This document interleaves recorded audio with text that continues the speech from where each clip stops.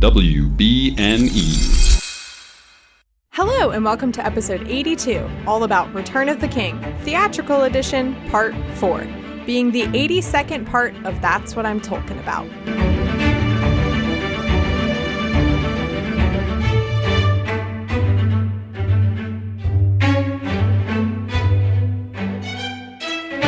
Hello, my name is Mary Clay. If that's too complicated for you, just call me MC. And today I'm joined by both of the Winters, Valerie and Casey from Hello from Elsewhere. Welcome, guys. Hello. Hi there. So excited for both of us to be on at the same time.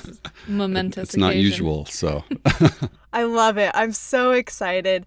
Truth be told, I think everyone listening could say that they've also had a rough week, considering 2021 has not been very forgiving. So I've been looking forward to sitting down and recording with you guys for several days now, and I'm just so glad it's here. Us too. Exactly. Been really looking forward to it. We've probably already talked in past episodes about how you guys came to be familiar with Lord of the Rings, but do you have any specific memories associated with watching the movies for the first time? Let's see. Two Towers was the first PG-13 movie that I got to see in theaters. Ooh, very cool, very special. That was very exciting. And then the Return of the King, I remember because we lived just outside of Las Vegas in Henderson, and so there was this one casino that had a really good movie theater that we would go to. But for whatever reason, that time they had the sound system was so loud, which is always obnoxious. Yeah, but also with Lord of the Rings, that's deafening in some points then. Yeah, exactly.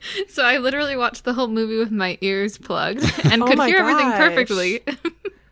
So that was kind of funny. It didn't ruin the experience for me, but it was very loud. All the battle scenes, I was like, this is killing my ears. Return of the King, I think, was the first movie I remember crying at in the theater. Oh, wow. Just because it was emotional for me. At multiple points, I was teary-eyed. And I have very fond memories of watching Return of the King. I saw the movies before I read the books. I'd seen the first movie and really liked it, but I was like, well, I'm going to sort of keep the stories contained. And I decided I wanted to watch all the movies before I read the books.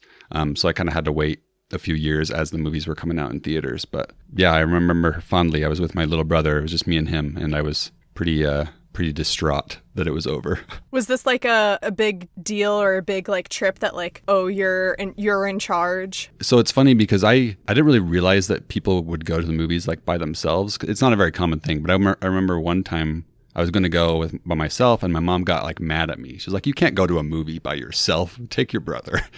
I think we need to normalize going to the movie theater by yourself. There's obviously nothing wrong with it. Not right now because nothing is open, Yes. but I did I started doing that a couple years ago where it would get to a point where there would be movies coming out and I would ask friends to go see it with me, and people either wouldn't be interested or they would just be busy, and it just never got around to me going to see this movie that I really wanted to see, and then I would just never see it. Yeah, I started a couple years ago making it kind of a treat yourself moment of I'm going to go to 7-Eleven and stock up on candy and sneak it all in my purse. I'm going to have all my movie snacks. I'm going to wear super comfy clothes. But I did still feel like I had to lie about this, though, whenever my mom, because this was back when I was still living at home, and my mom would be like, oh, what are you doing? I'm like, oh, I'm going to the movies with Hallie. And she's like, okay, cool. And one time I slipped up and I mentioned something after I got home from the movie, and I was talking about oh yeah, I was in the wrong seat, but it was a much better seat than the one that my ticket was for, and it was a totally empty row. So, and my mom was like, but where was Hallie? And I was like, oh, I went by myself. And then my mom went, oh, are you okay? And I was like, that's why I've been lying to you about going to the movies by myself. Well, we're not going to the movies by ourselves today. We are talking together about the middle portion sort of Return of the King. This is kind of in the point of the movie where you're starting to be okay, this is where a normal movie would start maybe wrapping up. Yeah. Or this would be the climax of a normal movie, but no, we still got another, hour and a half.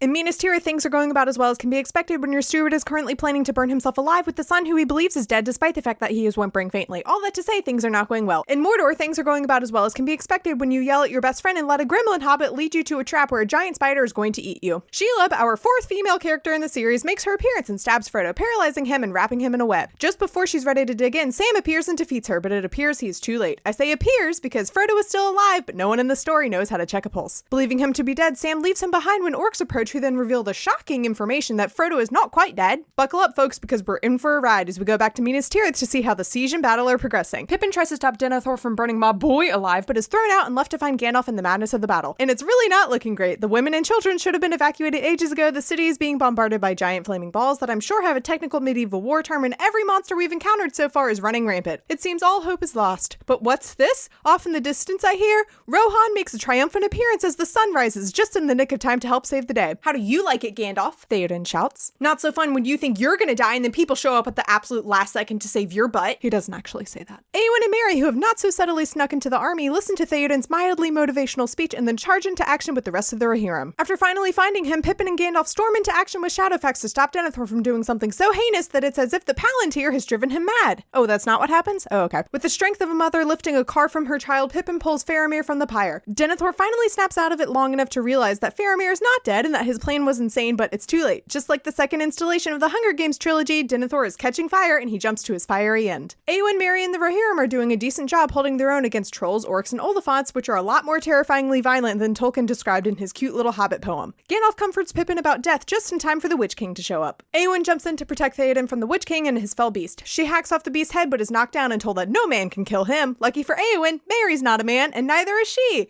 Merry stabs the Witch King in the leg, giving Eowyn the opportunity to deal the killing blow. Take that, patriarchy. Tolkien really loves it when armies appear at the last second to save the day, because here come Aragorn, Legolas, and Gimli with their Scooby-Doo ghost army. The army of the dead whoosh around the battlefield and city, taking out any enemy in their way, and the battle is over. Being the good king that he is, Aragorn lets the ghosties go now that they have fulfilled their oath. It's a good thing Eowyn nearly got herself killed by the Witch King in order to save Theoden. Oh wait, no, he dies anyway. Pippin finds his best pal Merry, who is severely injured, and promises to take care of him. One moment, please. Oh my god, just stab me in the heart. We start off with the siege of Gondor is continuing.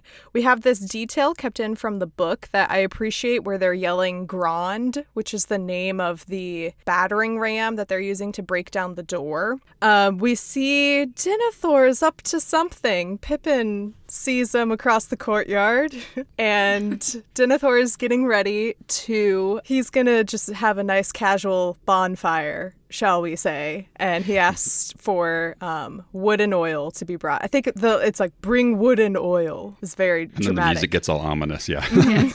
I think Denethor definitely wins the award for Drama King, or Drama Steward. Dramatic. He's not a king. Drama Steward of Gondor.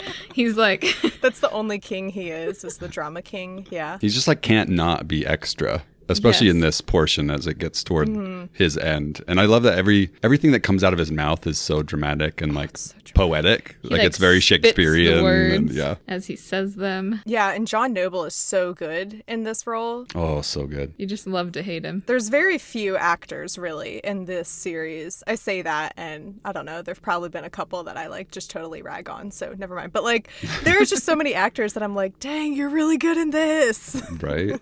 Yeah, he dramatically, I think, when they're entering the hall, he's like, there will be no slow death and embalming for Faramir and Denethor. We shall, I don't even remember what he says. Burn like the heathen kings of old or something like that. Yeah, again, very dramatic, very dramatic. Yeah. He's like, let's set up a funeral pyre. Yeah. Even though we're not dead, it's fine. Just, Yeah, it's important to note that Faramir is still very much alive at this point. I think you could have made it more extra, like make it a Viking funeral, but just shoot the flaming arrow straight up, wait for it to come down. Like there's more he could have done. It's, we'll get more into that, but it's way more dramatic in the book. It's so much more dramatic. And it kind of pains me that they TBH toned it down a bit for the movie. if you can believe that. So yeah, Pippin sees what they're up to, and he's like, that's curious. We'll come back to that plot line in a bit. Gandalf is now the king of Gondor because he's giving everyone commands. Right, he's just running the show. Yeah, I love that juxtaposition that the true leader, the one who's supposed to be the leader, is just super up high where it's safe and staying out of it all. And, a true leader like Gandalf, he's down in the muck getting his hands dirty. So Denethor is just totally preoccupied with his own insanity, and Gandalf is giving orders and saying like, whatever is behind that door, you will stand your ground. Right, and Grond is menacing. That's something to fear. Also, I was wondering this, why don't we have strongholds anymore? Almost every city of Middle Earth is like a stronghold. And even in the Wild West, we had like forts. How come we don't have anything surrounding our towns anymore? You go ahead and build a giant wall around our little house. Go for it. I feel like it might come in handy. You never know. They might bring a Grond around. Yeah. And also, like, why would you put, again, this is not the first time that like the geography of Middle Earth has been brought up and questioned, but like, why would you put your like capital city, most important city of Gondor, like right on the border of Mordor? Right. Like where, don't worry, we have this tiny little fort down by the river that's going to protect us. It's never going to fall. It's never going to fail us. Don't worry. Yeah, questionable. I mean, I guess that's all. I guess these are all things that had Gondor had a king for the last 1,000 years, maybe it would have been better, but... Yeah, because I think Minas Morgul used to belong to the good side too. So I think it's just that Mordor's shadow is growing since, after Minas Tirith was built. Mm-hmm. Yeah, so they break down the door, and the graphics and like special effects of Grond breaking through, and then the trolls, it was very much to me like I was on a ride at Universal with a 3D effect like coming in my face. It wasn't very great for me. Which is funny because I think that was practical. I think they used a miniature for that, but they might have like digitally enhanced it in some way, so maybe that's what I was gonna say. Maybe for I could be wrong, but I think it was a miniature. It might be. I'm sure I'll find out eventually when I get around to finally watching the 20 different like commentaries that they've made for all the movies. That's the best part. That's the best. I love it so much. I know, and all the behind the scenes. It's fantastic. Yeah, I'm sure. So I think on some shots it was fine, but there was this one shot when it's when it's breaking through the doors that just looks so computer generated to me, and it just like really it was just one of those moments that like took me out and made me be like, oh yeah, this was made in 2003 again. So. Yeah, Gandalf is like, whatever happens, stand your ground. And then it breaks through and all these like trolls come through and the sound cuts out and Gandalf's face is like, oh, crap. Oh, dang it. And then you hear like a background guy yell, run! It's like, whoops. Never mind. We're screwed. Flee for your lives. So they break through, and Minas Tirith is being ravaged by trolls and orcs. This is great. At least at Helm's Deep, they had like caves for all the women to go through, like kind of protect like a second layer of defense for them, for the women and children. But here you just see like women and children running through the streets. Like they were very ill prepared. They had I think that's to be expected when you have Denethor leading them, because that was the only reason that they're prepared at all is because Gandalf showed up. I think because of that they didn't have the preparation to evacuate the women and children, which does happen in the book. I remember that because in the book when Gandalf and Pippin come to Minas Tirith, it's like deserted. And the only people there are soldiers, basically. And they mention that the women and children have been taken off to like some far off, I don't know, city of caves. I don't know, somewhere else. So they were adding some drama for the movie there. Yes, definitely. I do appreciate there's some guy like laying on the ground and people are just like literally stepping on him as they run away. It's a war. You got it. If you don't want to get trampled on, then don't lie down in the middle of it. I just love that it really looks like an actual actor. Like I think it was. I think it's an actual actor. Like somebody was like, go lay down there. People are going to step on you as they run across you. Yeah. Given like all of the things that I've read about, like, there's one part later on in a battle sequence where an extra fell off his horse, and it was only by luck that he didn't get trampled to death, basically. And I'm just like, Jesus Christ, these extras did probably not get paid enough money. For sure. But they get to say they were on Lord of the Rings. Yeah, that's pretty cool. That's pretty cool. And I almost died. That's the question then. Would you get trampled by a horse or some orcs to be on Lord of the Rings? If I could say, if I didn't get trampled, but you could say I almost got trampled. So you wouldn't be trampled to be Lord of the Rings? I want there to be a t-shirt that was like, I almost died on the set of Lord of the Rings and all I got was this lousy t-shirt. Exactly. And they did make those t-shirts for the extras for Helm's Deep that said, I survived Helm's Deep. So our next scene is Frodo leaving Shelob's lair. He's sneaking through Mordor, and we see, it's so creepy and it's so good. We see Shelob's legs like slip. I almost said slither, but, you know, she's a spider, not a snake. But, like, you know, kind of similar effect, like her legs, like, creep out of this, like, hole that she's been hiding in. She creeps up above Frodo. We can see, it's like the classic, you know, horror movie situation of, like, turn around, the murderer's behind you. There's also no sound. There's no music. I love how quiet it is. Oh, it's so, like, well crafted. This, like, very brief 10-20 seconds of building tension. Finally, at one point, Frodo turns around to look behind him. There's this like weird stylistic choice where there are these like really quick shots of him looking around. Until that point in the movie, I don't think we've ever seen something like that before. They probably just call it a POV shot, like a point of view shot. Yeah. First person shot. Yeah. Yeah, that's a good way to describe it, because it's like him looking around behind him to be like, what was that noise? Of course, he doesn't see anything. And then behind him, we see Shelob slip down and her stinger juts out and stabs him. Gross.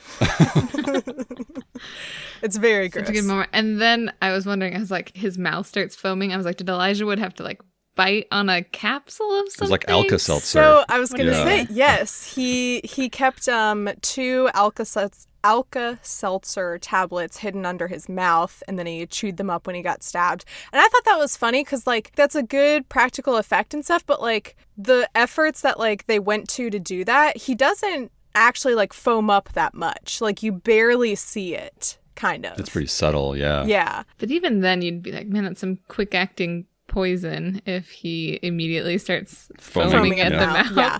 It's real nasty.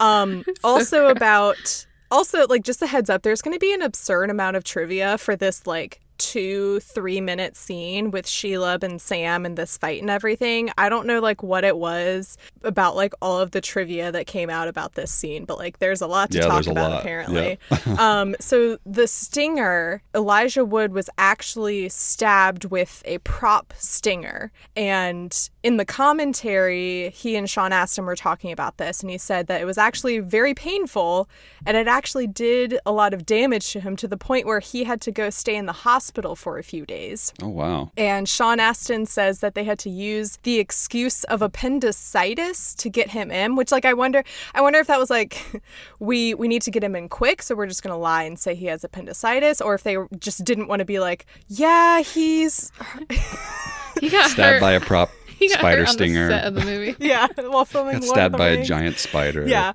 And then Sean Astin apparently made this joke in the commentary that he wonders if that's what jinxed Elijah Wood, because later that year he actually did have appendicitis. Oh.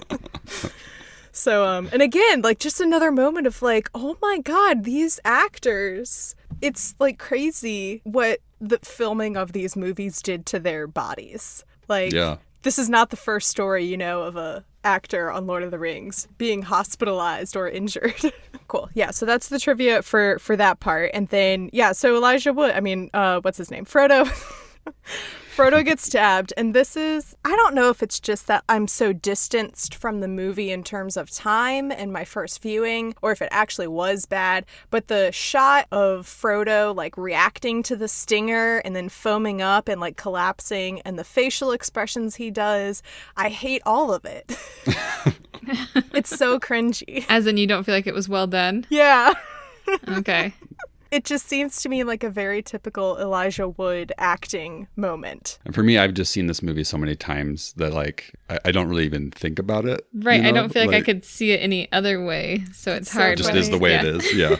Yeah, so Frodo passes up oh my god, Shelob catches him, wraps him in the web. The like ASMR sounds of her wrapping him in the web is so gross, but like it's so well done. Everything they did with Shelob is so well done. So if I'm ever saying like, oh, it's so gross and creepy, that's all like a compliment, you know, because it's Right. supposed to be gross and creepy, but like the web wrapping and spinning and the sounds, it's so gross, but it's like so well done. Well, I don't know if you talked about it in your last episode, but Peter Jackson is like deathly afraid of spiders. Yeah.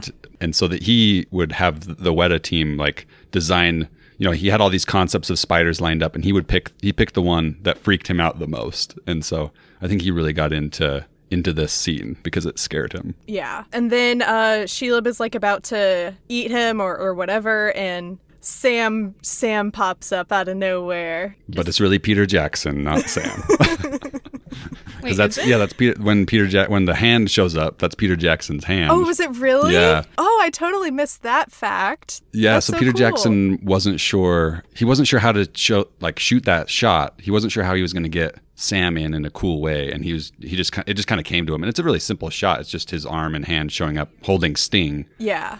Which is really cool. But yeah, that's Peter Jackson's hand. He just put on Sean Astin's costume because they're similar sizes, and They're both pleasantly plump. Yeah, they're both pleasantly plump at the time, and he's just like, just roll camera, and he jumped into the shot. That's so funny. I love that. Yeah. Why wasn't that on? See, that's what's so crazy is that like the amount of trivia that I read every week and the stuff that I write down, which like I don't even write down all of the trivia that I read to share on each episode. So like but like even the fact that like I had no idea about that just means that the places that I'm getting my trivia from still is not sharing like all of the fun facts and trivia and behind the scenes of the filming, that like there's still way more out there. Oh yeah, I mean, on the extended discs, there's more special or behind the scenes stuff than the film itself, and it's wonderful. It's and nuts. I love it. Sam pops up. He has Sting in one hand. He has the Light of Galadriel in the other. And he says, "Let him go, you filth." And the Fellowship theme comes in for a bit. And I love that for Sam because usually the Fellowship, that very like triumphant da da da da da da da, that usually only comes in for like Aragorn, Legolas, Gimli, Gandalf. And Sam gets it. That's a good point. I hadn't thought about that. Mm-hmm. That's cute. I did feel like watching it this time that the Star of Elendil, like, it didn't seem very bright to me. Like, I felt like maybe it should have, like, I don't know, deflected the spider more or something. Well, I don't know. have questions about that and the like mechanics of it and the purposes of how it works in this scene, because so he holds it up and it like wards her off, but then like he drops it. At one point Shelob like flicks it aside and I'm like, how are you able to like touch it if it just previously like fended you off? And then it's also sitting there the whole time, but it's only when Sam grabs it and holds it up that she's like, oh no, the Light of Galadriel or Elendil. Yeah, it seems to dim as soon as he drops it. Maybe it has to connect to a person in some way. You know, like it feeds off of their own hope or something. Who knows? I mean, like, I know the real answer is that, like, it's plot, you know? You can't just have them be like, oh, the Light of It's dramatic. Elendil, and then she's gone, you know? Yeah. Yeah, so Sam and Shelob have a big fight. I hate the part where she's, like, just trying to stab him with the stinger. Oh, right? Oh, yeah. And he's, like, just rolling around. It's so uncomfortable. gross. It's so gross. But it's also like a little bit comedic when you think about the fact that she's just trying to like stab him with her butt, you know? Yeah. In the comedic in the I'm 5 years old sense, you know? Right. Sam defeats her, eventually stabs her under the belly, and she is injured enough that she leaves. Sam discovers Frodo has been killed. Oh no. Rest The in end. peace. I know, Frodo is looking pretty dead there. So fun fact, and again, another like random trivia about this scene. Elijah Wood apparently has this ability to stare blankly in front of him for a long time without blinking.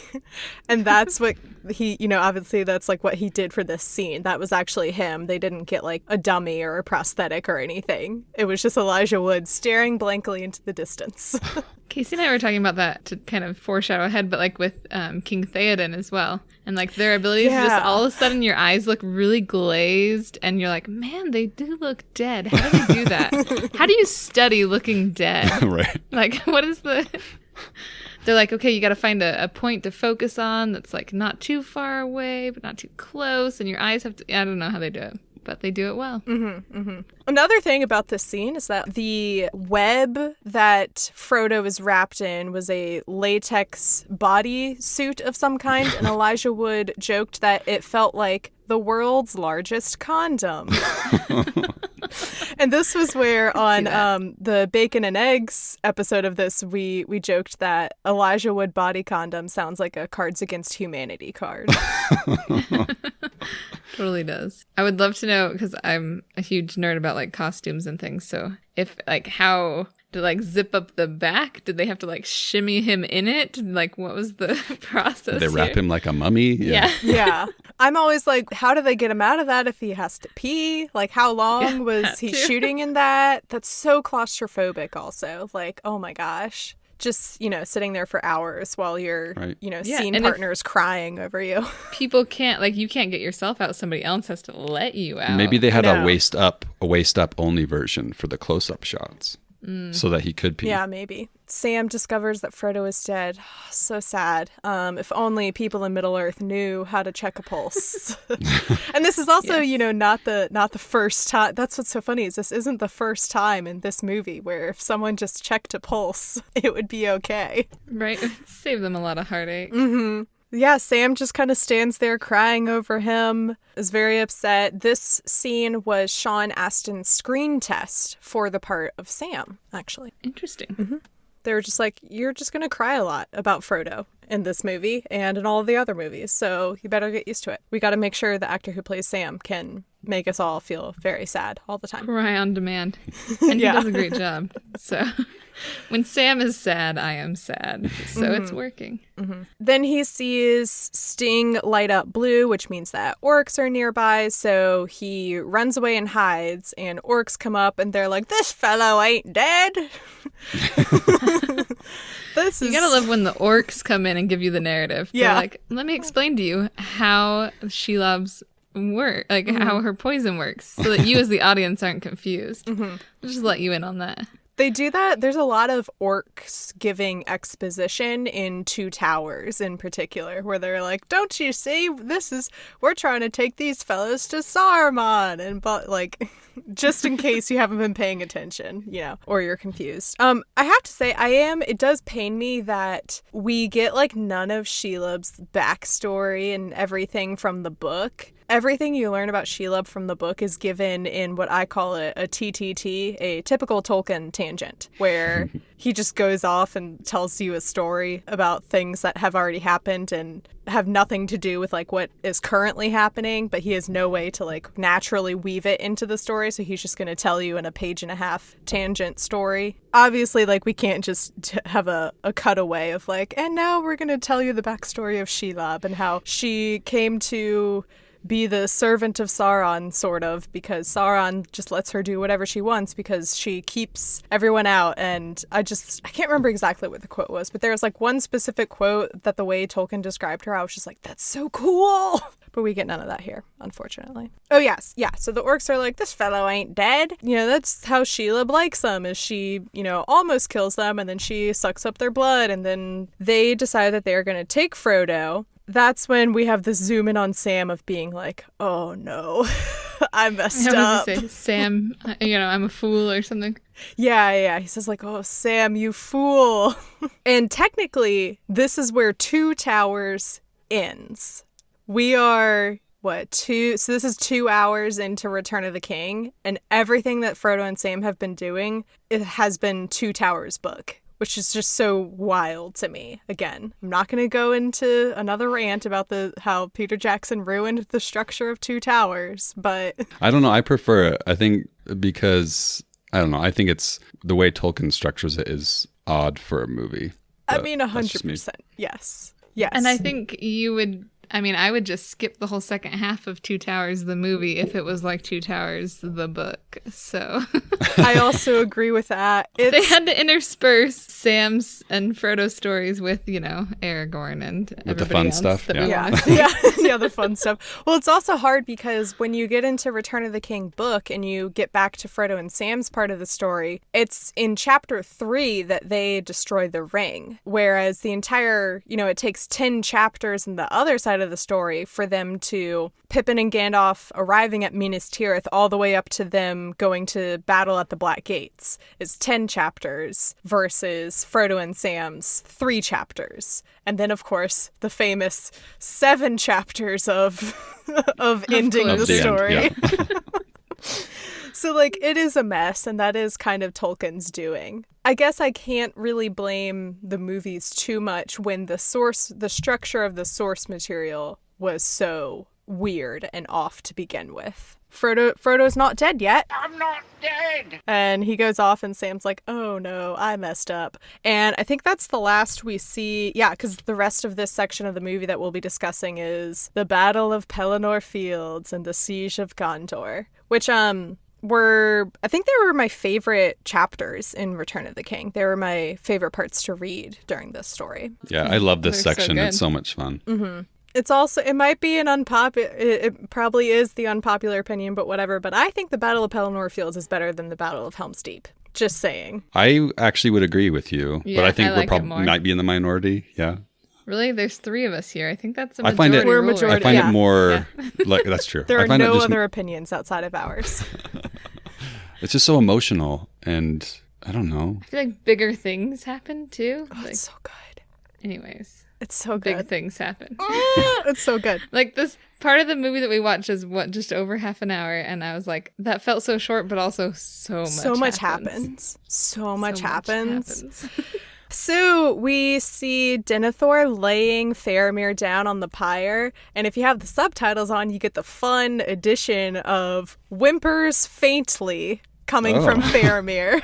Faramir. It's so sad. To let you know. Yeah, just whimpers faintly. Same.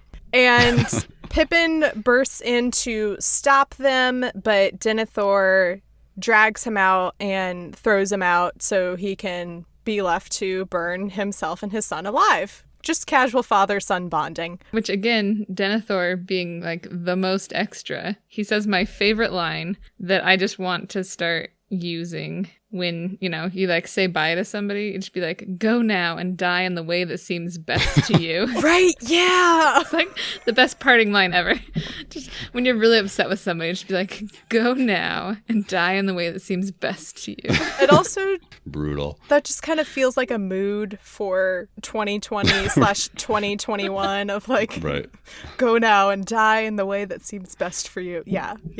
Because Denethor, obviously, Denethor's lost it. He's totally out of his mind bonkers. In the book, we later learn the context of he's been looking in the Palantir. That is absent here unless it's in an extended edition scene, which I will find out in a couple weeks. But I really wish, again, it would add more time, to an already long movie. I get it. But I wish that they had added the context of Denethor is insane because he's been using the Palantir. Given that, we saw, what happened with Saruman, that, we're able to kind of understand and be like, oh, that explains it. Yeah, makes sense. That checks out. Okay, so this scene of Denethor dragging and throwing Pippin out. Yeah. I rewatched it a billion times. When I was watching it for the first time, the person I was watching it with was like, oh, did you notice that? They swapped the body double out. And I was like, what? Huh? Yeah. So to get the idea of perspective, as Denethor drags and throws out Pippin from the burial chambers, Billy Boyd's body double was dragged and rolled out. And when the double, and when he is thrown, I think this is what it means, is that scene, the shot where Denethor's throwing Pippin out the doors, he's throwing the body double onto the ground, and then Billy Boyd is the one that pops up. Okay. Right. Mm-hmm. There was another shot right when Denethor grabs him, and his like cape crosses over the camera, and it looked like they tried to use that as a transition. Oh. And so I was trying to figure out if that's where the body double swap happened. I don't know. It was just this one shot that I kept rewatching, and I was like, so did they switch out? Maybe they had a Denethor body double? Because you see Billy Boyd's face. I'm going to confuse myself talking about this any further, so.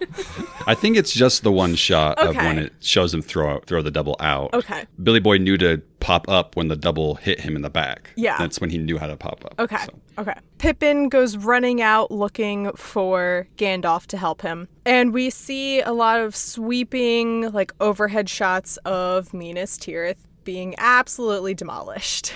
There's lots of flaming catapult balls. I don't know what you would call those. Yeah, and the trolls, the orcs, it's Everything. Man. It's a mess. everything. I was kind of reminded of the Battle of Hogwarts in the last Harry Potter movie. Yeah. So, like, I wonder if maybe they got inspiration from this battle. Obviously, that movie came out after Return of the King came out. In the Battle of Hogwarts in the movie, there's a lot of, like, similar overhead sweeping shots, like, just a lot of different, like, a variety of destruction, if you will, happening, like things being torn down because they're being hit with rocks, and then there's orcs and trolls and everything. People are screaming for the women and children to be hidden, you know, tucked away and into safety somewhere.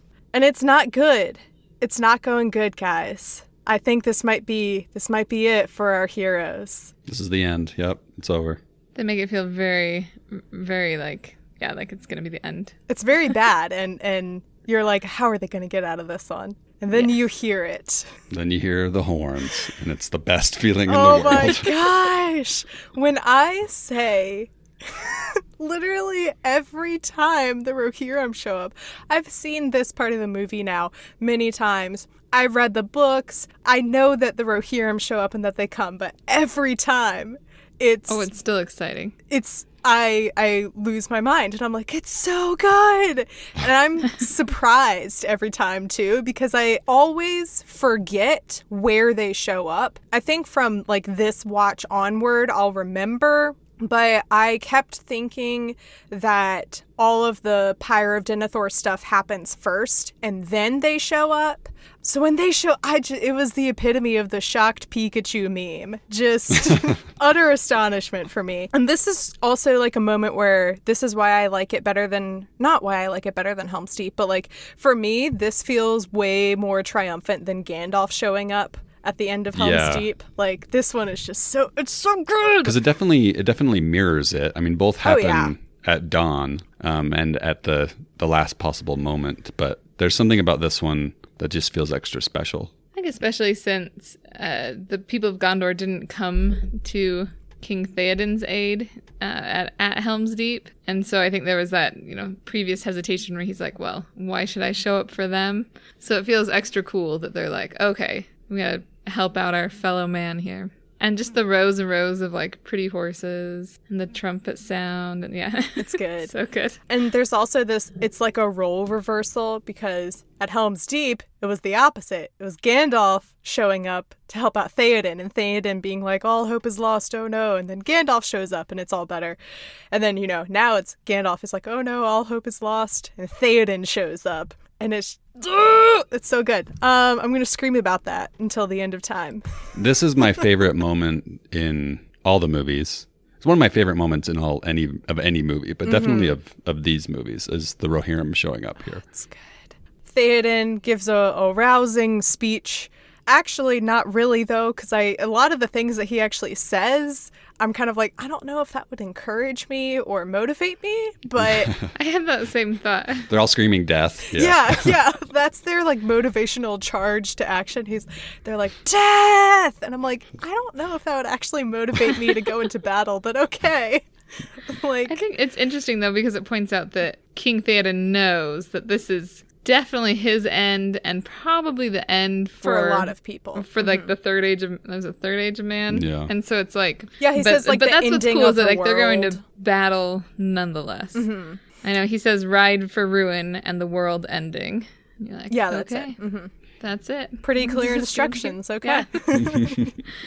But you do have that great line from Éowyn, and I love her talking, and she says, "Courage, Mary, courage for our friends." That's so good. So sweet. They're so sweet. They're like, okay, we might all die, but at least maybe we can save our friends first. Aww. At one point, Éowyn has to like hide her face because Theoden is like passing by her and she might be recognized. I have a lot of questions about like Éowyn going unrecognized. If you're if you're afraid that Theoden is going to recognize you, maybe don't sit near the front of this Yes.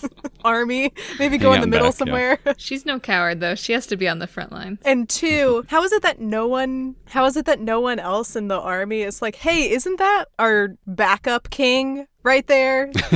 Like, isn't that Éowyn? Because in Two Towers, we're led to believe that Éowyn is, she's Lady Éowyn. She is a leader of sorts for the people of Rohan and Edoras. Theoden leaves her in charge. He's like, look, when I don't come back, this is all yours. So how is it that, and she also has Mary with her, so how is it that not one person in this army is questioning her being there or Mary being if there? Because Mulan can get away with it. Because men are stupid and blind. That's the answer. You know what? I will accept that answer. That makes sense. That checks out. They're also worried about riding to ruin and the world ending. That's so true. They're they have other things not to really worry paying about. attention. Up to this rider carrying a weird shorter rider. I don't know. They're like, whatever. Theoden does this thing where he rides down the front line of horses with his sword and he touches all of them. This was their spears. Yeah, their spears with his sword, and this was Bernard Hill's idea. However, I can't help but think I just can't get the image out of my head that it looks like what all the kids do at the end of a 8-year-old soccer game where the teams line up and you high five each other and you go, good game, yes, good game, all the good way game. Down the line. Yeah. That's what good thing he didn't chop any of the spears in half. Yeah, that too. He's like, shoot, now you don't have a weapon. Well, you're riding to ruin anyway. I don't know, questionable, whatever. And he also doesn't do it for whatever. I'm not going to question it. It was Bernard Hill's idea. Okay, fine. And so then they charge, and we get a bunch of shots of Theoden screams, Éomer screams, Éowyn screams, Mary screams, everyone's screaming. So this scene of them charging had to be filmed 52 times before the crew was satisfied with the take. And during the process of all of these takes, 60 of the 280 horses. So first of all, there were 280 horses participating in the filming. That's so many horses. And then second of all, 60 of the 280 had to drop out from the filming. Exhausted. Yeah.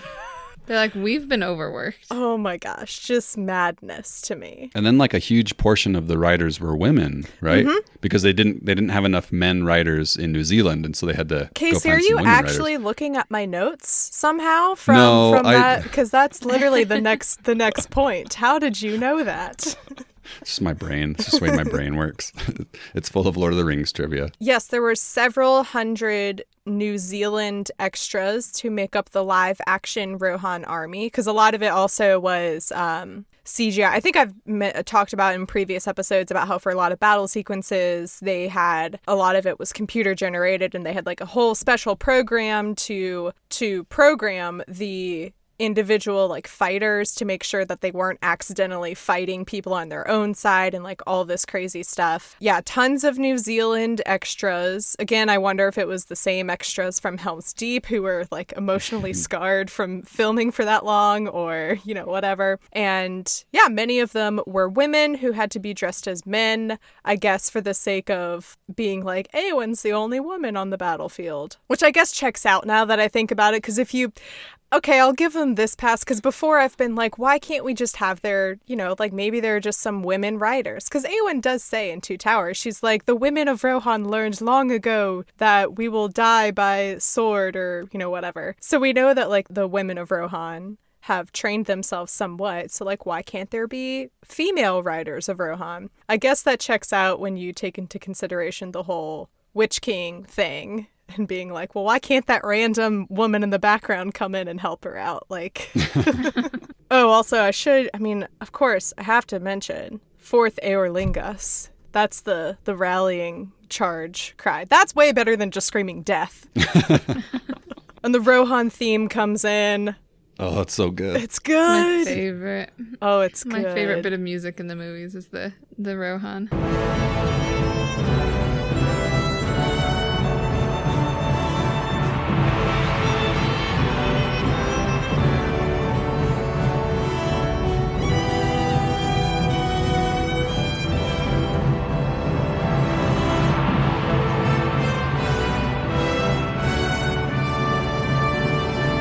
And they go into battle, and there is kind of a funny moment of the like orcs who they turn around to face them. The orc leader has this expression of like maybe they'll like chicken out and turn around, and then they realize, oh no, we're about to get trampled by horses, and that's what happens. Yeah, the potato face leader. Mm-hmm. Potato face, yeah. That's what we call him, is potato face. That's the official name, I'm pretty sure. Yeah. Yes, definitely. I didn't write it down for this set of notes, but there is a trivia about, like, he has an official name, but apparently the extras refer to him as Pimplehead or something to that effect. Perfect. And they like because they didn't know that like he actually had a name. But yeah, I like what was it? Potato face? Potato head? Yeah, potato That's what we tend to call him, is potato face. Yeah, potato face. That's much more interesting than Gothmog. Mm-hmm. So yeah. So this is why I think I'm surprised by the Rohirrim every single time, is because just before that you're so preoccupied with Denethor and Faramir, and Pippin is running around frantically trying to find Gandalf, and you're just like, oh my god, I hope he finds him in time. I hope they find Gandalf and Faramir isn't burned and blah. And so when the Rohirrim show up, it's like, oh my god, that's happening too. So Pippin is still running around looking for Gandalf. He finds him and he says, Denethor has lost his mind. He is going to burn Faramir alive. And Gandalf's like, not on my watch. Grabs Pippin. They swing into action. We see Denethor.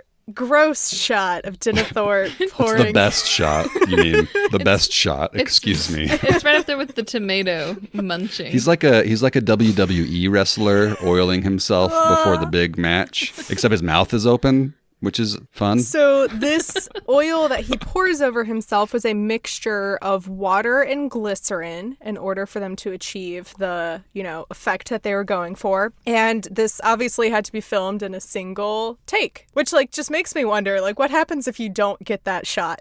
Do you just have to be like, well, back to hair and makeup, see you in a couple hours? Yeah, but but then then be long. The oil would be so hard to get out of the costume, so you'd have to have a second costume ready. Yeah. Or if he starts choking on the oil because his mouth is open. So it could have gone wrong in so many ways. Yeah. I mean, it is wrong in so many ways. That's watching it. Yeah. You're supposed to, again, kind of like a moment of you're supposed to feel uncomfortable with what's happening. You're not supposed to be like, yeah, this is great. Everything that's happening, I'm on board with. Yeah, so we have a gross shot of Denethor oiling himself, and I was like, ugh. And then it cuts to Faramir covered in oil, and I was like, my boy. I love that. You know what, Casey and I always talk, as a side note, we always talk about how in rom-coms or whatever, the line between somebody doing something where it's, oh, that's cute, or oh, that's creepy, is just whether you like them or not. That's the only difference there. Yeah. Oh, yeah. So that really works out with, So the oil's the same, but the difference is it's Denethor versus Faramir. Yeah. That there's 100 variations of this meme, but the one of Drake where he's looking away and in the first shot, and then the next one he's smiling and pointing. That's me, right. Denethor oiling himself. No. Faramir covered in oil. Yes. Exactly. And Denethor stands on the pyre and orders for the guards to light it on fire, and everyone kind of moves really slow, They're like, wait, I don't know about this. Who's gonna go first? I'm not doing it. You go first. I mean, you'd think that they're guards of the steward. They're supposed to do as they're told, but at some point, at what point do you say no? You gotta break with your leader there and be like, no, you're pretty nuts these days. There's if I remember correctly, a lot of the like Siege of Gondor and the Pyre of Denethor chapters are dedicated to that conflict of the people who follow Denethor and Pippin trying to appeal to them. Right, because isn't there a guard who lets Pippin in when he's not supposed to? Yes, Baragond. He is not yes. in the movies. Rip Baragond. Yeah, Baragond in the book is a soldier, and he is the one who Pippin has to... He's like, please try and do whatever you can to not... And Baragond's like, I don't know. Denethor's my surrogate king. I'm supposed to listen to him. And Pippin's like, you're not going to have a surrogate king. You're not going to have a steward in about 5 minutes if you just let him do whatever he wants. You need to stop him. Yeah, there's like a lot of in the book of Pippin trying to appeal to the guards and other like people of Gondor being like, don't you care about Faramir? And they're like, yeah, we love Faramir. And he's like, well, he's about to die, being burned alive, and he's definitely not dead right now. So you want to do something about that? Could probably honestly like be a commentary on like blindly following corrupt leaders? Question mark. There's a story maybe? in there. Yeah, there's something there, yeah. I was thinking the same thing about how Gondor seems very ill prepared. Like, you know, it could have been guarded better. When they maybe? first break through that door, it felt very present, and should add the caveat. We are recording this on January 9th. An attempted coup happened a couple days ago. It feels like a couple weeks ago. Holy cow.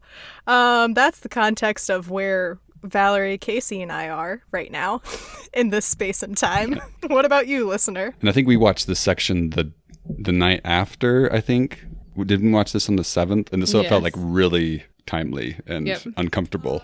There's a good chance when this episode comes out, we have a new president. So that's exciting to think about. Where was I? Oh yeah, the guards. Yeah, they're all like, I don't know about this. Are you sure, dude? And right as they're about to light the pyre on fire, Shadowfax likes a dramatic entrance, kicks the doors down. Although he had to have been, controlled by Gandalf, so it was Gandalf being like, we're going to kick the doors down. It's going to be real cool. I don't know that Shadowfax is really controlled by anybody. It would have been fun if it was just Shadowfax that saved the day. That would have been great. Bill the Pony comes back in. Yes, Bill the Pony. Through the door, Bill the Pony. You think Shadowfax is coming in, but Bill the Pony comes trotting along. We can all agree that would be the best Deus Ex Machina of all time. Gosh. I will forever stand by this statement that the horse that rescues Aragorn in Two Towers movie should have been Bill the Pony. I know. If he'd have just kept coming back throughout the entire trilogy, it would have been amazing. He could have been the true hero of the franchise. He could have carried Frodo up the mountain. Spoiler alert, he doesn't. But oh my gosh, it would have been so good. Okay. Sorry, I'm just still laughing at the Bill the Pony thing. So, yeah, they charge into action. Denethor grabs the torch himself and drops it down onto the pyre and lights it on fire. Pippin springs into action. I mean, those hobbit feet. They talk about how they're calloused, and I mean, they're really living up to their name now. Yeah. He's like, those hobbit feet are what save Faramir. I liken this moment to a mother lifting a car off of her child. Right? Because he's like 3 times as big as Pippin. And he jumps up, pulls, rolls Faramir off. Him. Yeah. And I think... So, it could be that, his hobbit feet are able to withstand, the heat or the flames or whatever. I think it could also just be that he is such an adrenaline rush for saving Faramir that he doesn't even notice the pain he's in. And I love Gandalf's quick staff to Denethor. He's like, yeah, done. No messing around. No trying to, talk him down off his burning pyre. He's just no. So when filming for this scene, they couldn't actually light the pyre on fire. I like really? This. I know. They held that one off. So here's the thing, though. Here's the thing, is the reason behind it just makes me laugh. They couldn't have a real fire on the set because the horse playing Shadowfax wouldn't go near it. That was the reason. It wasn't that it's a hazard to everyone. Not because there's humans going to be standing on the pyre, but the horse. It was the horse. The exhausted horses that got out of the extra shots. Poor things. They have better agents apparently than everybody else. Yeah. They're like, no, my horses will not work under these conditions. Oh my gosh. Whereas the actors' agents are like, yeah, go for it. Yeah.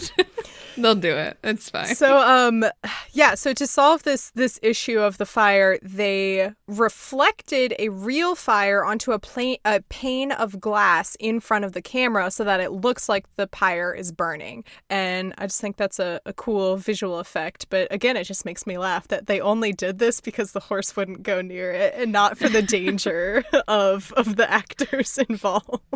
Pippin saves Faramir. Denethor gets knocked on his butt. He gets drop kicked by Shadowfax. Which again, should have been Bill the Pony.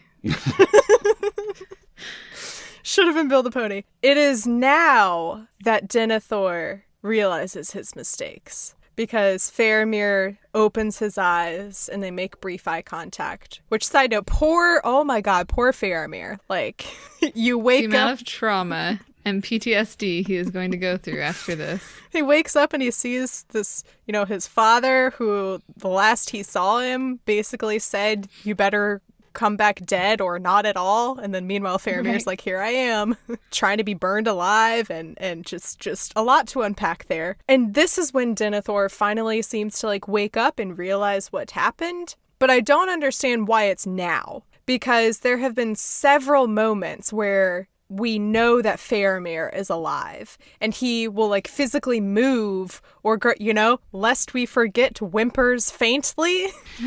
Right. Or that he just disregards Pippin being like, he's alive. Yes. If somebody was like, he's alive, I'd be like, oh, I should at least double check that, right? I know the answer. It's because men are stupid and blind. Thank you. Thank you, Casey. Thank you. Yeah, so it's just, it's for whatever reason, convenience of the plot, whatever you want to call it, that Denethor now is like, oh my god, what a terrible thing I've done. But it's too late because he's already on fire. So he runs out, flailing around. The most dramatic death scene. Very of all time. dramatic. Once again, steward of drama.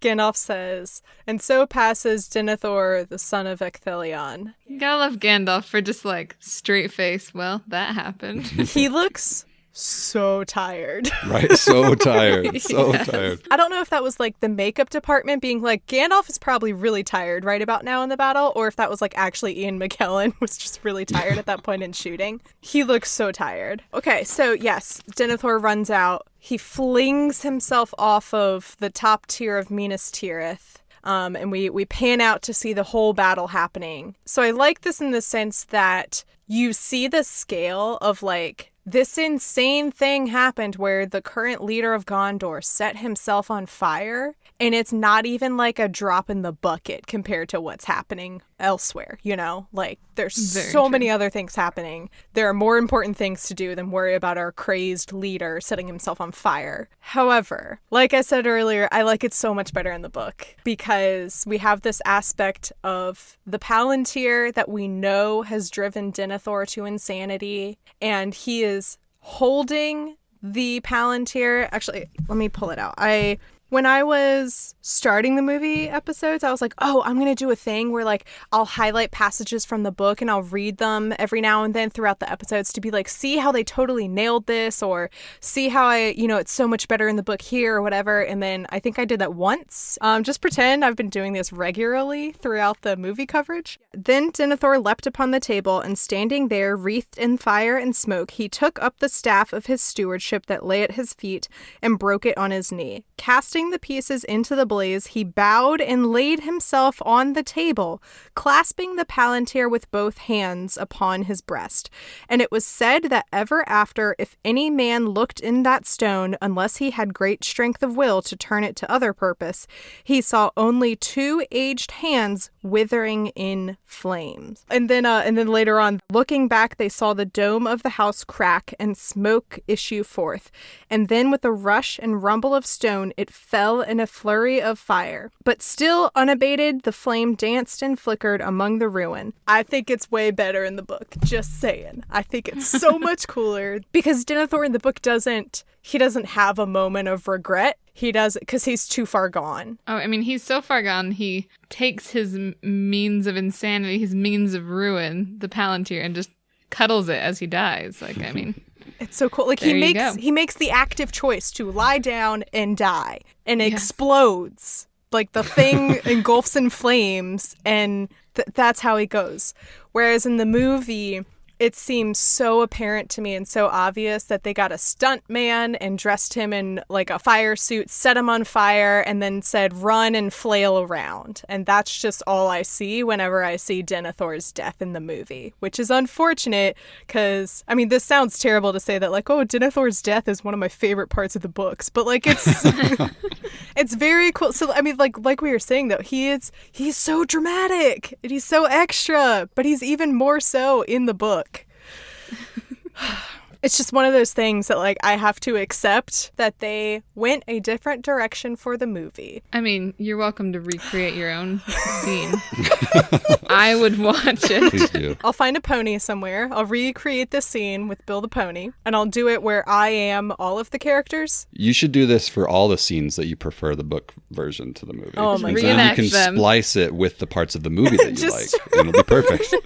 You're just watching Return of the King, beautiful cinematic masterpiece, and then it cuts to this like terrible low-budget one-woman performance of of the Pyre of Denethor. Exactly. And then it just cuts back to the Battle of Pelennor Fields like nothing happened. All right, moving swiftly past Denethor's death like everyone else in Gondor has to do, because actually probably no one even noticed what happened, let's be honest. Right. The few people up on the top. It could have just been one of those flaming catapult balls. So Yes, exactly. Eomer's having a great time on the battlefield. He's doing real good. He's slaughtering things left and right. The faces he makes, by the way, I think there's like a couple, I think it was maybe earlier, there were a couple shots of him in the battle of just him like screaming and being like, "Ah!" And I'm like, you go, Eomer, you got this, Carl. yeah, Urban. when he's first charging, that face that he makes, so good.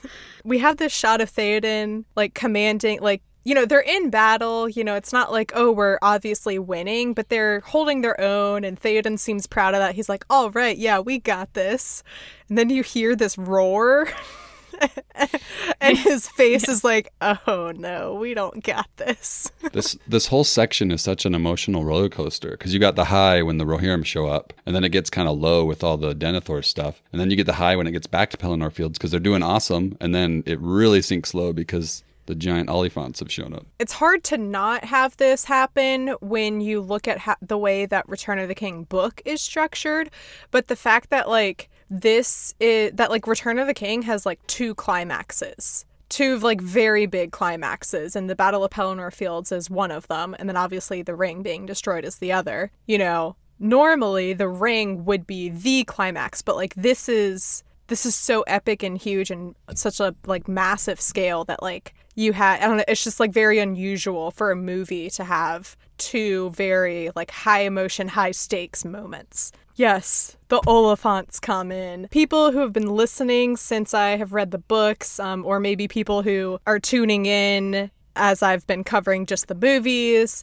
I had an aversion for the Oliphants in the books because I was very frustrated because when they are first introduced in Two Towers, again, in a typical Tolkien tangent, Sam just like recites a whole poem about Oliphants for no reason at all when they're like, oh, I think those are Oliphants. And then they stand there talking about them for 2 pages. And I was just so frustrated by it. And then like the Oliphants walk past them and that's it. And they don't show up again until now. But it just like really frustrated me at the time, and everyone was amused with my anger at the Oliphants. Which leads the question, or begs the question, I've been wondering, what did you think about the look of the Oliphants in the movie? Yes, so they've been like weaponized, and it's so freaky. It's like really, I don't know, it's weird because like when I was reading the books, I never thought of them as being this like danger or this like force or weapon in the war. I was just like, oh yeah, elephants. But Tolkien said Oliphant instead of elephant because he wanted to be quirky. Right, because from the book you kind of imagine them just like a large way of carrying troops or something. Like you don't picture them as the weapons themselves. Yeah. But they've got like extra barbs strapped around their tusks, and they're like multi-tusked instead of just 2. They're very like ferocious in such a way that like I just never imagined in the book. And like honestly, I feel there's the part of me that like whenever they kill the Oliphants, I'm like a little sad because I'm like those Oliphants didn't know that they were a part of war. It's not their fault that they are being used as a weapon in this in this war. They're not evil. They don't know right from wrong. They're just being led by the humans on them. But when you have something that massive, absolutely demolishing everything, like so many close-up shots of just horse carnage. Mm-hmm. Like, you have to take people them out. getting squished under their feet, and you've got the tusks that like swing back and forth and just, you know, take everything out of their paths. It's like so shockingly violent in a way that I just never imagined in the book. There's this one point where Éomer like spears the like leader on one of them, and then the way that the leader falls, it like pulls the Oliphant down, and he like runs and crashes into the other ones. When things like that happen, and then later what Legolas does too, where I'm like, great, just keep doing that. Do you see Right. what you did there? Just go do that like 3 more times. You know, they do pretty well. I mean, Éomer takes down 2 right there, and then Éowyn goes Yes. riding between the legs of another one, cuts all the legs. So there goes, she takes another one down. Yeah, God, what are their names? Éowyn tells Mary to take the reins, and he has a moment of like, what? Yeah. I've never driven a horse. And it's a great moment of like Éowyn working smarter, not harder. And she grabs 2 swords and runs under one of the Oliphants and like hits and like cuts them behind the knees and the legs so that they fall down. And I'm like, yeah, Éowyn using her brains. This is where it's a lot of fun to watch the movies versus the books, because yeah. there's so many added details to the movies that like these are like hero moments that just don't exist in the books. Yeah. The book battles are very short and they often just move really quickly past the battles. Mm-hmm. Yeah, it's just way harder. That is, you know, the one thing I think where a movie will always be better than a book is when it's a battle sequence, because reading a battle is so obnoxious because like I never actually had a really clear understanding of like what was happening in the battle when I was reading it. I never like was actually picturing like what was happening. And you can also, you know, you have a very limited perspective unless you want to jump around and show all the perspectives of your different characters. But then writing that and reading that is a nightmare. So yeah, so like watching it happen is definitely way more fun. We cut away and have this quiet moment with Gandalf and Pippin as they're waiting they're like kind of behind one of the, I don't know, last tiers of Minas Tirith, waiting for trolls to break in. And Pippin says, I guess this is where it ends. And Gandalf says, I believe this is a quote from the Grey Havens chapter that I covered with Casey. Yeah, and they give it to Gandalf in dialogue here, yeah. Yeah, and he says, end? No, the journey doesn't end here. Death is just another path, one that we all must take. The gray rain curtain of this world rolls back, and all turns to silver glass. And then you see it. And he like pauses dramatically, and Pippin's like, see what? White shores and beyond, a far green country under a swift sunrise. And Pippin's like, that doesn't sound so bad. And it's very, again, just like, you know, we've had a lot of these moments in Return of the King where we're showing Gandalf comforting Pippin, whereas usually he's yelling at him. So like, it's just sweet. It's a nice balance. It's good. And then, you know, I'll always appreciate the moments in the movies where they pull quotes directly from the book, because Tolkien was just so good. I love that. And I think it is fitting that Gandalf gets to speak it. It just seems right. Definitely. And we go back to the Battle of Pelennor Fields. We get another moment of Theoden being like, oh my god, are you kidding me? More? Because we hear the screech of the Witch King coming in. And I don't know if the Witch King like was specifically targeting Theoden and it was like, that's the king, because Theoden's not necessarily dressed super differently from everyone else, but like he definitely targets Theoden. But it wouldn't be you want to target the leader. Yeah. The person yelling orders, I guess. Maybe he could tell. I don't know. But yeah, we get this look on Theoden's face of, oh, you've got kind of similar to in Fellowship in Moria when Boromir goes, they have a cave troll. They have a Witch King. Yeah, he gets taken out and knocked over. His horse crushes him, and right as the Witch King is about to like go in and deal the final blow, Éowyn steps in. So good. She picks up a shield and gets ready to fight. She hacks off the head of the monster fell beast thing. So cool. Does it like very successfully also. It was almost, I think it's like one stroke. She's like, whoosh, Yeah. strong. And the Witch King is kind of like, I don't know, thrown off by this. He's like, what? But then the way he steps down and he's like, you just, his presence is just so big in that shot. Oh, actually, also that reminds me, so Lawrence McCowry is the actor in the Witch King costume. However, the voice of the Witch King was apparently Andy Serkis. I'm like, I mean, I get it if you have Andy Serkis on set, but like, geez, because Lawrence McCowry was also the actor who played the main orc in Two Towers. No, Fellowship. Or maybe Fellowship. He's also Potato Face. Is he Potato Face? Okay, yeah, there we go. He is Potato Face. Yeah. He plays all the big characters. I think he's a lot. Yeah, I think he's a lot of different characters. If they need some gravitas and size, they chose him. I don't like the fight choreography here. I really don't, because it makes Éowyn seem very clumsy and like she doesn't know what she's doing, and like the only reason that she is alive is she's just lucky that the flail keeps missing her and stuff. Whereas they take this time in Two Towers with that scene of her and the sword and like clashing it with Aragorn's and everything to show that she is skilled and she is graceful and she knows how to fight. And like on one hand I get that like, oh, maybe it's just that she's afraid or whatever, but I just don't like that this like fight choreography just makes her look very clumsy, where I know she can be a very graceful and skilled fighter. I think that's fair. I took it as like she's probably just exhausted at this point. That's also true. And she's facing off her biggest enemy to date, and so compared to him, she wouldn't be as skilled. But yes, you always want your heroes to look like. I just want her to look cooler. I just want her to look way cooler. I wanted this scene to be way cooler than it is. Right. Again, another like detail from the book that I don't know if like I think the only reason I knew that it happened is because I knew it happened in the book, where she like picks up a shield and then the flail hits her in the arm and her arm breaks. So they show that happening, and she gets knocked back, and we cut away to some ships arriving. I wonder what those ships could be. And I like the orcs that are already there. They're like, pirate scum, always late. Which, if the orcs think you're not doing your job well, probably means you're really low rung. Aragorn pops out with Legolas and Gimli. They like whoosh out of the ships in a way that looks very digitally done, but that's okay. I will forgive it. But I need to know, but like right after that though, you get Aragorn, who is just like sauntering forward. Oh, I love it. Of course.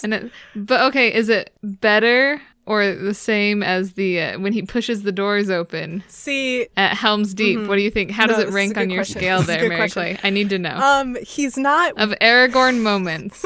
Where does this rank? He is not wet or dirty in this scene, so that loses him some points. Because as we all know, Viggo Mortensen as Aragorn looks way better when he is wet and or dirty.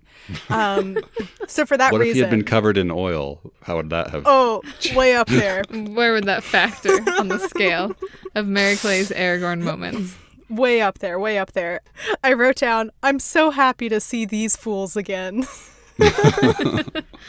Yes. Them just popping up out of the ships, and the orcs are like taken aback and surprised by it, and they're like, what? Gimli says like, there's plenty here for the both of us. May the best dwarf win. I love that added detail that they are continuing their competition from Helm's Deep.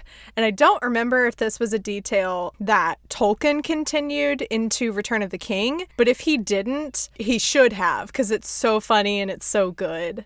And I think that's like really smart of the writers if that was something that they decided to add in to Return of the King, that like, oh, well, naturally they would keep their competition going. Aragorn goes to rush forward with his sword and the ghost army appears behind him and they all surge forward. And again, we get a flash of that fellowship theme that pops in for a bit. So then we go back to Éowyn fighting the Witch King. Mary like kind of, I don't know if he was like knocked unconscious or whatever. They got separate. Eowyn and Merry at one point got separated in the battle, and he goes to help out his pal Eowyn, his best buddy, right as she's like about to be killed, and he stabs the Witch King in the leg, and we see his like hand burning or whatever, sizzling because of that. Then that gives Eowyn the opportunity. Oh wait, because then I missed the crucial detail, because the Witch King bends down to like kill Eowyn and says like, "Fool, no man can kill me." Because men are blind and stupid. Because men are blind and stupid. Yes, this is true. When he gets injured and knocked down, Eowyn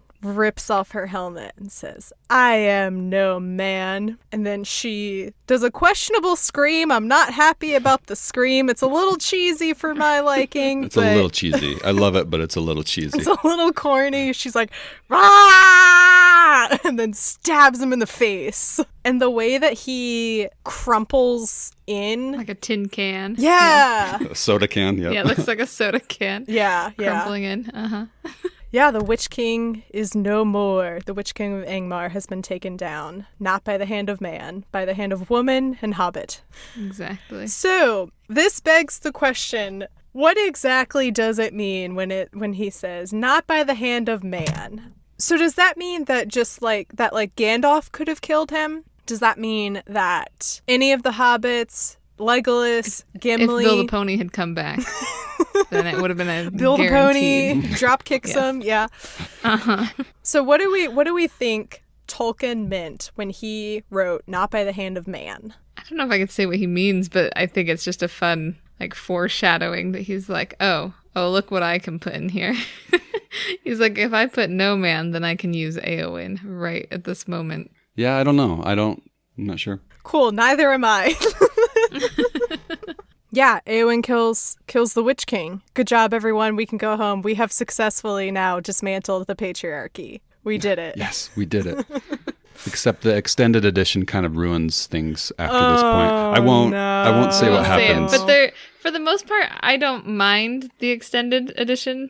Yeah, editions. But there's one scene that is it's okay wrong. It should not be in there. Because there's the things that happen to Eowyn in the book after the battle too. I hate that's so true. Much. So yeah, all I the Houses understand of Healing stuff. Just the whole when Faramir like kisses her and she's like, "Yes, I shall be a shield maiden no longer," and Faramir said, "God, I hope not Éomer. That would be gross." Faramir says like, "The lady is healed," and I'm like, "Oh yes, because you healed her with your love." Mm-hmm. Yeah, that's all she needed was a man to make her whole again or something. So and luckily it's not that part that the extended does poorly. It's just an added little action thing that happens after the Witch King that's just not... It's like it's she just dumb. did this great, magnificent thing, and then they make her look weak again. They just kind of really make upsetting. her a damsel like right after for no reason. Yeah.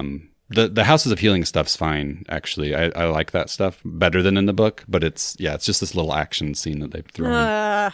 Great. Anyways. Looking forward to that. Just to prepare you. Yep. Darn the patriarchy. Patriarchy rears its ugly head once more. But on the bright side, next we get like the best Legolas and Gimli moment. Yeah. We go back to Legolas, Aragorn, and Gimli fighting. Aragorn orders Legolas to go take down one of the Oliphants. I just love Aragorn's, sorry to interrupt, but like his confidence in Legolas there. Yeah. He's like, Legolas, just take care of it, please. Like, I know you Go can. take down that monstrous beast. Just, like, somehow, some way, get it done. All on your own. He doesn't even say, like, Legolas and Gimli. He's like, Legolas. Legolas will just do it. Go take care of it. He's an elf. And take care of it he does. He swoops up into action, and it's this whole sequence of him, like, absolutely destroying all of the people on this Oliphant and totally taking it out. Some of the shots look okay. Some of them, I'm like, that is bad CGI right there. I'm pretty sure this was like a reshot, like a scene in reshoots. I don't think it was planned originally, and so I think that some of the special effects were probably rushed. I think they were just adding it on top, and so that's probably because it doesn't look great. Yeah. Yeah. They were definitely like, hey, there aren't any stairs for Legolas to surf down on a shield in this field. So what can we do to make him look cool for all the teen girls to fall in love with? It does allow us to get Gimli's wonderful line at the end Yes. of it. He takes out this Oliphant. Full of at least a dozen people. Yeah. Gimli goes, but still only counts as one. My favorite line. One of the best Legolas Gimli moments. I don't know. I think that should count. I mean, the Oliphant itself only counts as one, yes, but he took out like 12 people up there. That definitely counts on for his score. Yeah.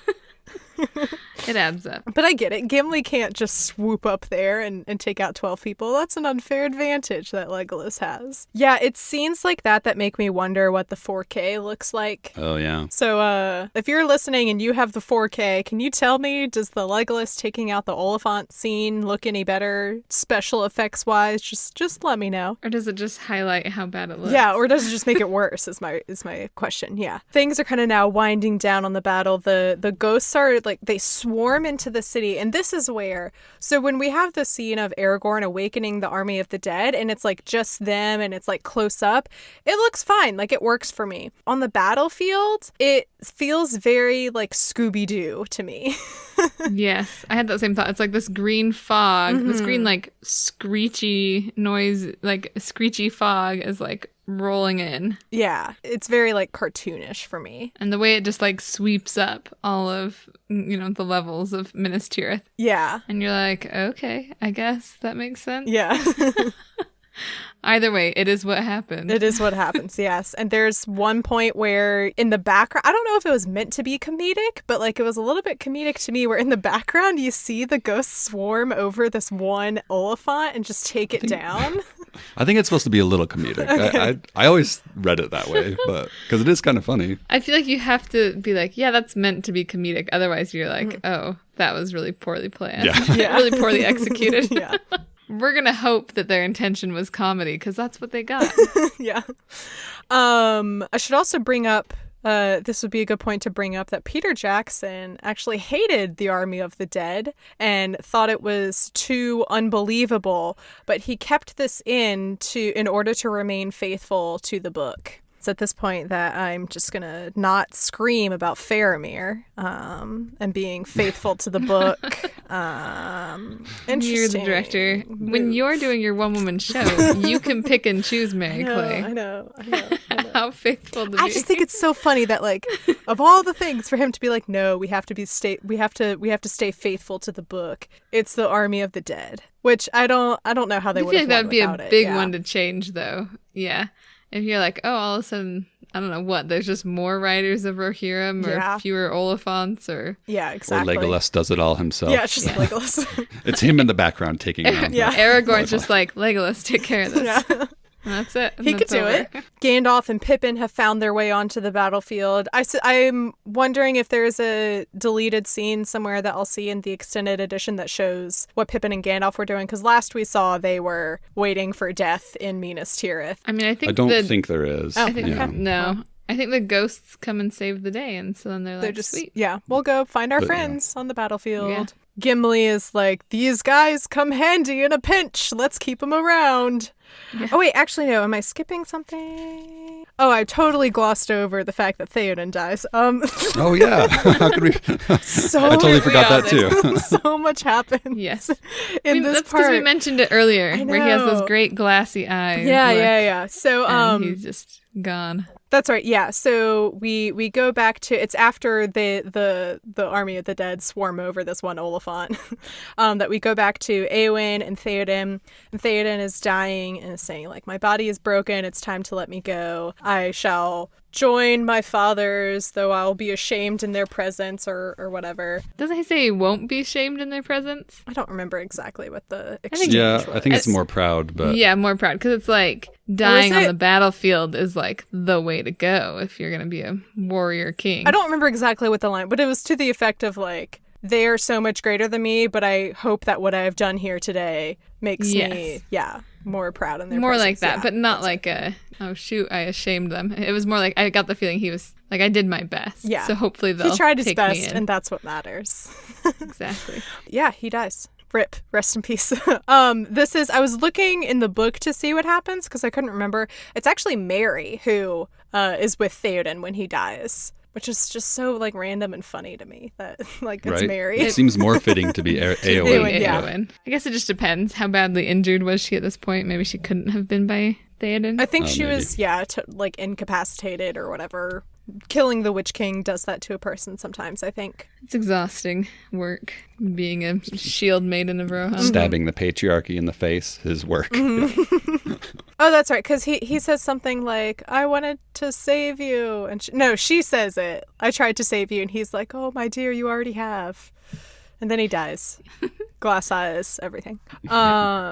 Now we get Aragorn. Aragorn talking to the army of the dead, yes. Being the good king that he is. And even though they would have been useful in a pinch, he releases go. them. Yeah. Yes. Aragorn just, piling on to that, column of evidence of like why Aragorn is going to be a good king. Oh, also, it was like just now that I kind of thought about it, that they're all still wearing their elven cloaks with the little leaf brooches that they got in Fellowship. And I just love that. I just love that, like, it's been such a tough time since they received those cloaks and they're still wearing them. And I just love that because it's like the last little, I don't know, reminder that like they used to be the Fellowship. Yes, when they all had matching clothes. Oh, actually, before we go to the last scene of this section, I, of course, need to do this week's segment of Is Viggo Mortensen Actually a Ranger? Yes, I've been waiting.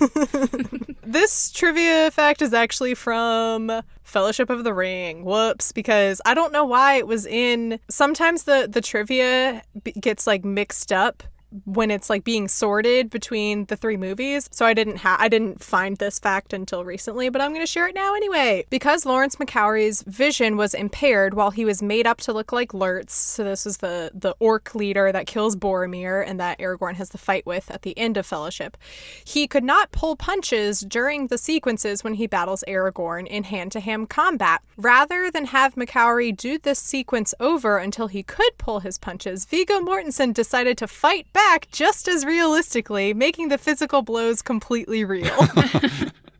So he really fought an Uruk-hai.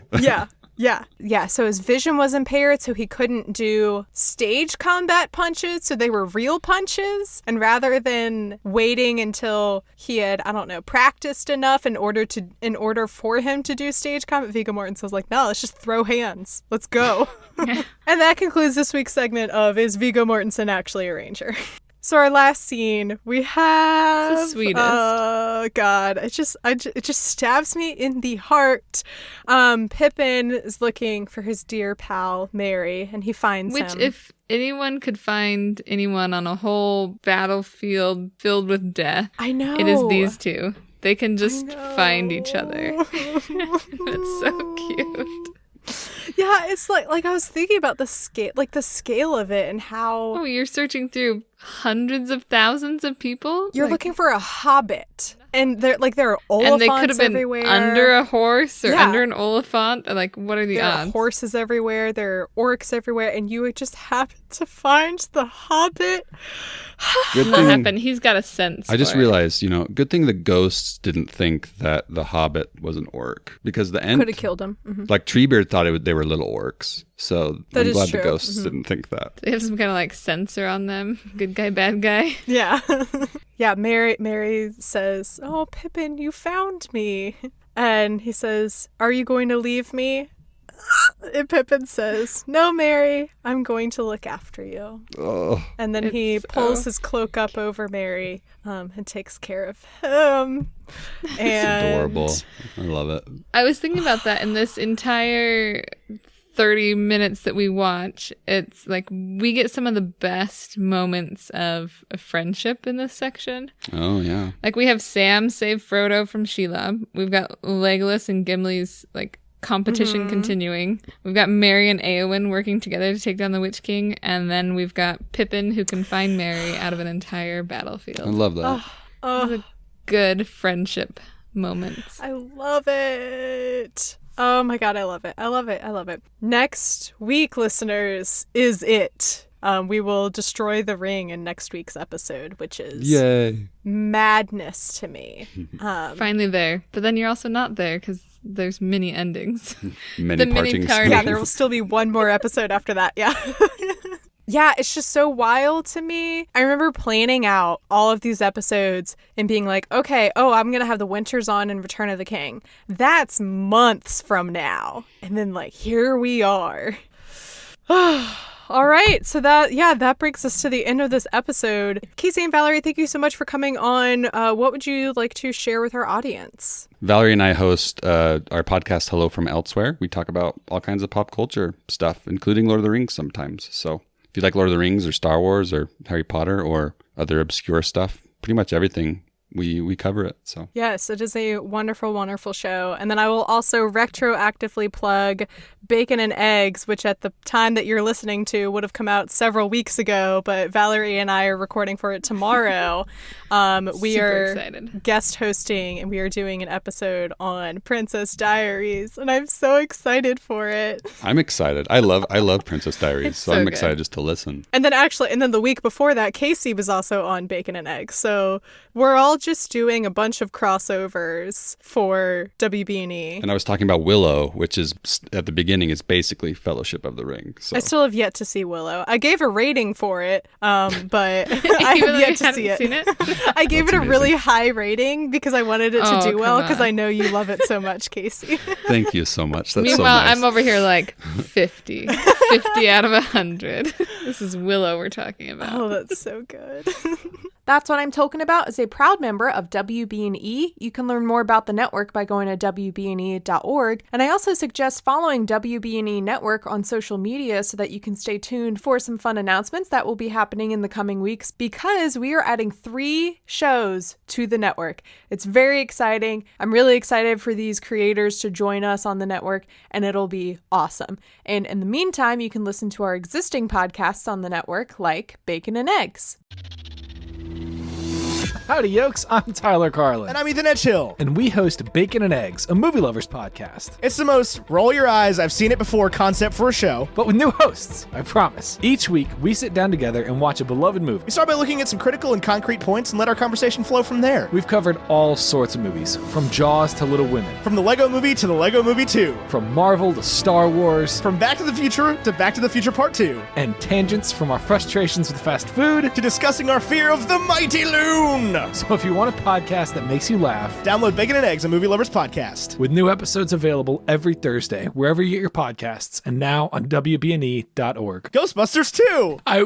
My hope and dream was that you would say that. The cover art is by Graphite, aka Vaishon Brandon. You can support him on Instagram at graphite.vmb. You can find the podcast on Twitter and Instagram at TolkienAboutPod, and you can also join the Facebook group that is linked in the description. You can find me on Twitter at MCWatsup and Instagram at MCTurndownForWhat. You can support the podcast by becoming a patron. Go to patreon.com/TolkienAboutPod to explore the different tiers and perks. And you can become a sponsor like Alan. Alan, thank you so much for your support of the podcast. I appreciate it very much. All right, y'all, next week it's happening. We will go from 2 hours, 18 minutes, and 14 seconds to 2 hours, 50 minutes, and 55 seconds. It will start as Frodo wakes up in the Tower of Cirith Ungol, and it will end with our second fake out ending, which is the fade to white with Frodo in the claws of the eagle. If you like what you're listening to, please rate and review. That helps other people find the podcast. And if you like this podcast, then tell a friend. Tell your fellow nerd, whether they have loved Lord of the Rings their whole life or maybe they have just gotten into it, because this podcast is here for fans of all levels and backgrounds. All right, Casey and Valerie, do you have any parting words for the audience? Just thanks for having us. I know, This was this so is- much fun. A lot of fun. It's always fun when I get to talk to you guys. Go now and die in the way that seems fitting. Yes. What is that the line? What's that? You could end it that way, or you could end it with may you be the friend that can find your friend in the middle of the battlefield. Aw, and that's what I'm talking about.